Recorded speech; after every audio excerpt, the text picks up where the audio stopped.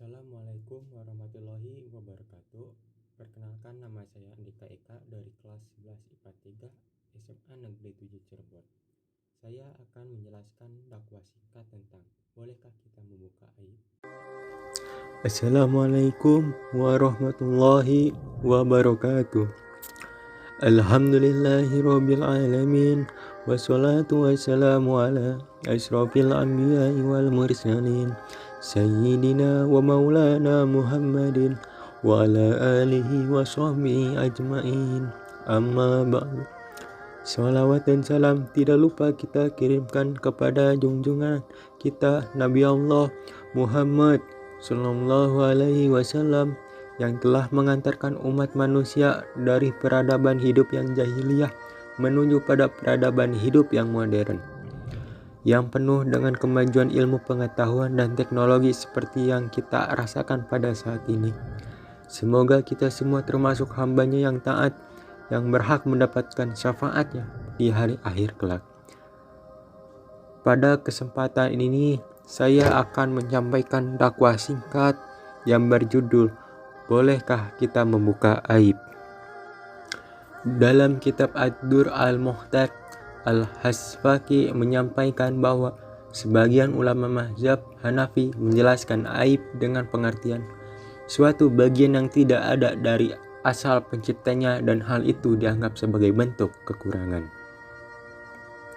Dari Abu Barzah As-Aslami, dia berkata, Rasulullah Shallallahu Alaihi Wasallam bersabda, "Wahai orang-orang yang beriman dengan lisannya, tapi keimanannya belum masuk ke dalam hatinya. Janganlah kalian mengumpat seorang muslim dan jangan pula mencari-cari kesalahannya. Sebab siapa saja yang mencari-cari kesalahan orang lain, maka Allah akan mencari-cari kesalahannya. Maka siapa saja yang Allah telah mencari-cari kesalahannya, Allah tetap akan menampakkan kesalahannya meskipun ia ada di dalam rumahnya." Hadis riwayat Abu Daud. Hadis Rasulullah ini memberikan peringatan kepada kita untuk menjaga lisan, tidak membicarakan kekurangan orang lain dan mencari-cari kesalahannya. Islam adalah agama rahmat yang mengajarkan umatnya untuk tidak mengumpat dan membuka aib sesama. Orang yang beriman harus menjaga tutur kata dalam ucapan maupun sesuatu yang disampaikan dalam tulisan. Islam melarang umatnya untuk mencari-cari kesalahan orang lain, membuka aib orang lain yang termasuk dalam perbuatan ghibah atau menggunjing, dan ghibah dalam Islam sama saja seperti memakai bangkai saudaranya yang sudah mati. Oleh karena itu, para ulama mengharamkan ghibah ini jika dilakukan tanpa adanya suatu kepentingan, bahkan termasuk ke dalam kategori dosa besar. Seperti firman Allah, Bismillahirrahmanirrahim.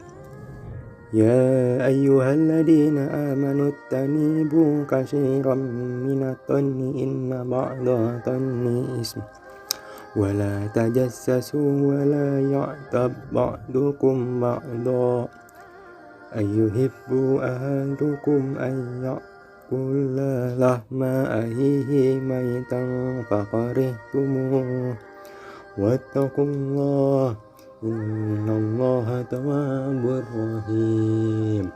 Artinya, hai orang-orang yang beriman, jauhilah kebanyakan purbasangka kecurigaan, karena sebagian dari purbasangka itu dosa, dan janganlah mencari-cari keburukan orang, dan janganlah menggunjing satu sama lain.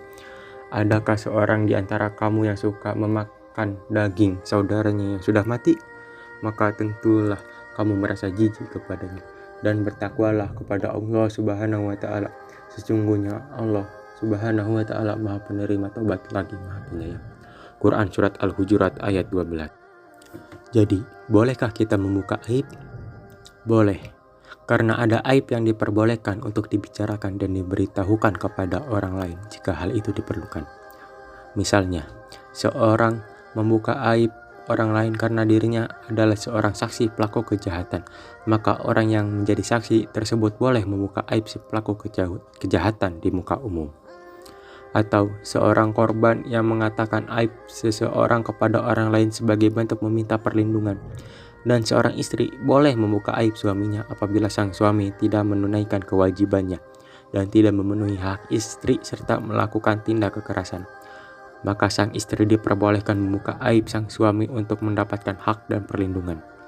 Jadi, dari beberapa dalil di atas dapat disimpulkan bahwa membuka aib orang lain menurut Islam adalah dilarang jika hal tersebut bertujuan untuk menjatuhkan dan mempermalukan orang lain. Dan diperbolehkan apabila hal tersebut untuk mendapatkan keadilan dan mengungkapkan kejahatan.